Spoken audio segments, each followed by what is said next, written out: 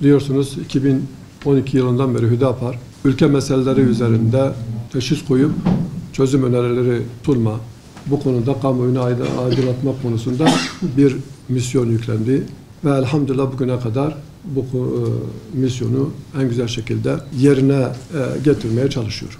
Yani ülkede sorun olarak gözüken, çözüm yolu aranan her ne konu varsa Hüdapar orada var ve sözünü söylemektedir, çözüm önerilerini dile getirmektedir ve yapabileceği çalışmaları yapmaktadır. Ülkede konuşulan sorunların belki en önemlisi, en önemlilerden bir tanesi de Kürt meselesidir. Ve Kürt meselesinde de bizim 2010 yılında daha program hazırlanırken de programımızda en önemli yere sahip olan bir meseledir. Ve ülkede en çok konuşulduğu gibi en çok baş ağrıtan, en çok sıkıntı oluşturan ve insanların en çok dert yandığı, acı çektiği meselelerden bir tanesi olduğu için biz de ilk günden beri en çok konuştuğumuz konulardan bir tanesi de bu Kürt meselesidir. Ve bu mesele sadece son yılların, son 10 yılın, son 20 yılın, 50 yılın meselesi değil, belki 100 yılı aşkan bir süredir. Kürt meselesi bu coğrafyada, bu memlekette konuşuluyor. Çözüm yolları aranıyor, çözüm önerileri sunuluyor, bir şeyler yapılmaya çalışıyor ama hala bu konuyu konuşuyorsak demek ki bu sorun çözülmemiş ve önümüzde bir sorun olarak var. Biz de bu meselede madem bir sorun var ve çözülmesi gereken meseleler var, bu konuda sorunu çözme yönünde elimizden gelen gayreti göstermeye çalışıyoruz. Bildiğiniz gibi herkesin başta devlet olmak üzere bu konuda konuşan herkesin bir çözüm önerisi var. Soruna teşhis koyma yöntemi var, çözme şekilleri var. Herkesin kendine göre bir bakış açısı var.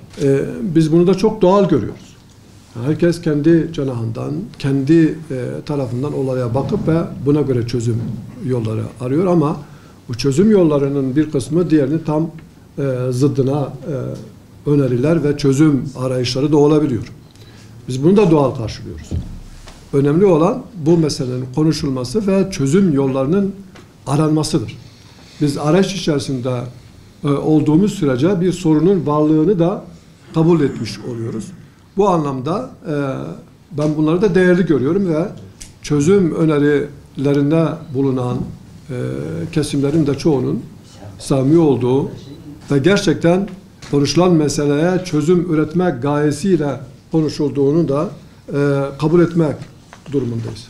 Bu geçen süre içerisinde yani 100 yılı aşkın bir süredir oluşan bu sorunlar oluşturduğu neticeler itibariyle maalesef ülke içerisinde olması gereken kardeşlik hukukunu bozdu ve belli kesimler arasında bir mesafe oluştu.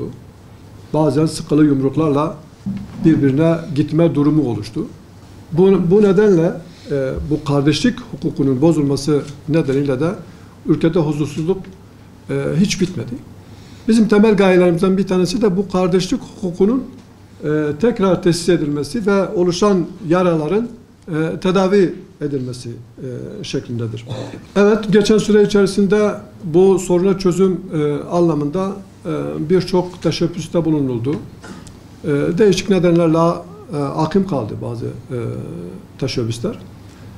Ama bugün tekrar bu konu gündeme gelmiş ve yoğun bir şekilde konuşulmaktadır. Biz şu andaki konjonktürün daha önceki bu çözüm arayışlarından daha elverişli olduğunu düşünüyoruz.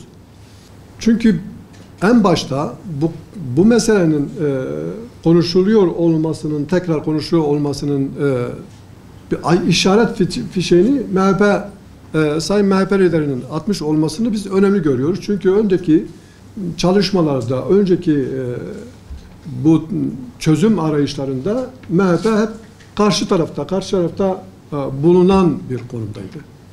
Yani sürekli bu meselenin konuşulmasını ve bunun bir asayiş meselesi olarak gören bir anlayışın artık bu sorunu çözelim gibi bir anlayışa evrilmesini biz değerli görüyoruz ve bu anlamda bugün bu işin çözülme meselesi biraz daha elverişlidir diye düşünüyoruz. İkinci bir husus, bu sorunun kaynağı olan CHP bugün en azından karşı cenahta bu işe karşı çıkan bir konumda değil. Nötr duruyor ve çözüm arayışlarına karşı en azından karşı cenahta konumlanmamış durumdadır. Bu anlamda yani bu iki aktörün karşı durmaması, çözüm arayışları içerisinde olmasını biz bu çözüm arayışlarının artık elverişli bir ortam oluşturduğunu düşünüyoruz. Yalnız bir eksiğimiz var. Bu eksiklik de yani bir 10 sene öncesini düşündüğümüzde kamuoyundaki, halk arasındaki heyecan, 10 sene önceki heyecan şu anda gözükmüyor. Bu heyecanın tekrar oluşması için de herkese görev düşüyor. Bu meseleyi, can yakıcı bu meseleyi biz tekrar konuşup kamuoyunun desteğini almak için de gerek siyasetçiler, gerek kamuoyunda baskın etkili olan gruplar, gerekse basın mensuplarının bu kamuoyu oluşturması için de bir gayret içinde olması gerektiğini düşünüyoruz. Evet, belki burada sizi davet etmemizin bir nedeninden inşallah bu hafta sonu 15 ve 16 Şubat günlerinde Diyarbakır'da bu çözüm arayışları alanında bir adım atmak için bir çalıştay düzenliyoruz. Bu çalıştay bahsettiğim gibi çözüm arayışlarının sadece bir adımıdır. Ama bu 15-16 Şubat'ta olması ile ilgili olarak belki bir izahta bulunma ihtiyacı hissediyoruz doğrusu. Tekrar konuşulmaya başlayan bu meseleden dolayı 15-16 Şubat'ta bir çalıştay yapıldığı gibi bir izlenim, bir algı oluşmuş olabilir ama bahsettiğim gibi biz 2012'den beri bu meseleyi en önemli meselelerden bir tanesi olarak görüyor ve sürekli gündemde tutmaya çalışıyoruz. Biz 2023 Haziran'ında bugün yani bu hafta sonu yapmaya çalıştığımız çalıştayı yapmak için bir ön görüşme yaptık. Tarih belirleyecektik. 2024'ün sonbaharında yani böyle Kasım-Aralık ayında bugün yapmaya çalıştığımız bu çalıştayı yapmayı düşünüyorduk ama hazırlıklarımız devam ederken tarih verilemeden evvel Aksa tufanı meydana geldi ve bütün dünyada olduğu gibi Türkiye'de de ana gündem bu Gazze'de oluşan soykırımın olmasından dolayı biz bunu bir sene ertelemiş olduk. Yani şunu açıkça söylemekte yarar var yani bu konuda. Biz tekrar gündeme geldiği için bu meseleyi bir çalıştaya dönüştürmüş değiliz. Bizim sürekli gündemimizde olan bir mesele ve inşallah bunu bir adım olarak görüyoruz.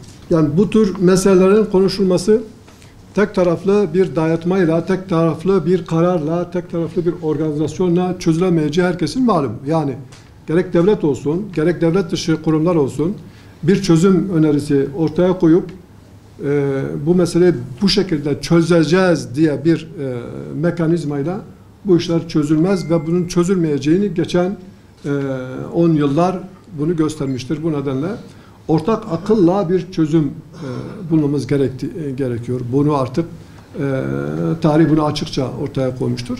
Bu tür çalışmaların ana nedeni de budur.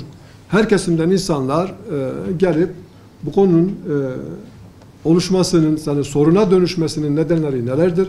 Nasıl bir sonuçla karşı karşıyayız ve bunu çözmek için, ortadan kaldırmak için, normala dönmek için neler yapılabilir?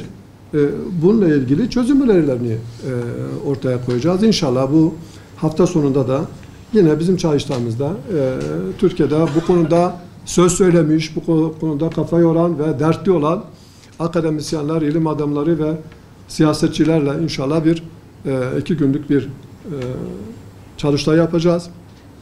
Bu çalıştayda dediğim gibi bu konuyu eline boyuna tartıp çözüm önerilerini sunacağız ve inşallah pazar günü oluşacak sonuç bildirgesiyle biz bütün kamuoyuna bu sonuç bildirgesini ilan edeceğiz. Sayın basın mensuplarından isteğimiz de bunu kamuoyuna mal etmek için bu çalıştayın inşallah hafta sonunda sizleri tekrar bu sunum yapılacak alanlarda bekliyoruz. sadece sunum yapacak şu anda elinizde bulunan programda 16 kişi konuşmayacak belki. Bizim aynı zamanda yuvarlak masa dediğimiz yuvarlak masa oturumlarımız var. Ve bu yuvarlak masada inşallah söz söylemek isteyen, sözü olan diğer arkadaşlarımız da kendini ifade etme şansı bulacaklar. Yalnız şunu da belirtmekte yarar var. Salonumuz sınırlı olduğu için sadece davetiyelerimiz var. Davetiyelere göre yani biz salona insanları alacağız. Ama bu dediğim gibi bir başlangıç, bir adım. İnşallah bunun devamı da gelecek. Ümit ederiz ki bu çok uzun sürmez. Biz bu meseleyi çok uzun yıllar, 10 yıllar daha konuşmayız ve bir çözüme ulaştırırız. Amacımız bunu bir şekilde bitirip biz çözüme ulaştırmaktır. İnşallah hafta sonu oluşacak bu çalıştayda tekrar Türkiye'de bu sorunun artık nasıl konuşulmaması gerekir? Konuşulmamasının neden, yol ve yöntemleri nelerdir? İnşallah Türkiye'ye göstermeye çalışacağız.